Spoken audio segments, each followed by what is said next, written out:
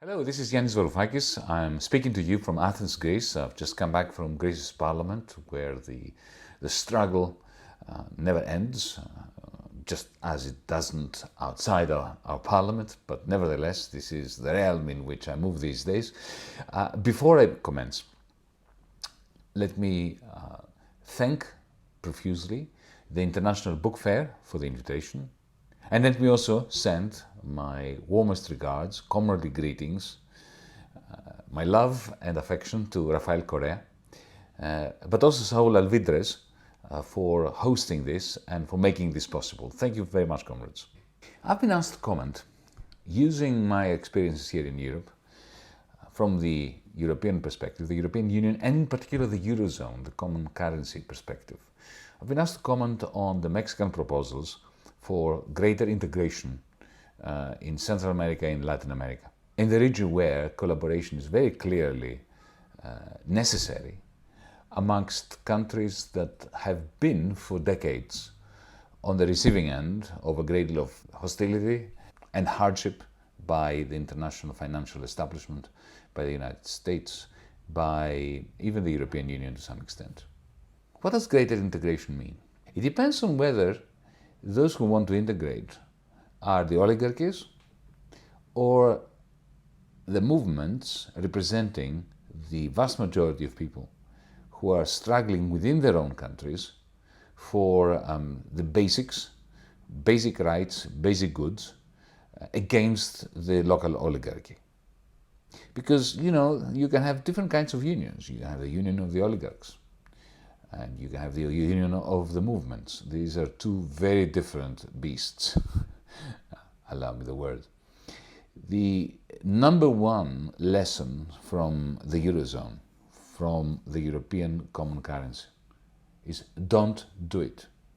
Do not create a common monetary policy, a common single currency, because when you do that, effectively, you depoliticize politics. You take politics out of the politics. And what does that mean? It means formally and effectively shifting all the important decisions that affect the well-being of the masses from the democratic process to rooms inhabited by representatives of the oligarchy who present themselves as technocrats. They are not particularly good technocrats, but nevertheless, that is how they are presented. Let me be very succinct on why that is a necessary repercussion of a common currency.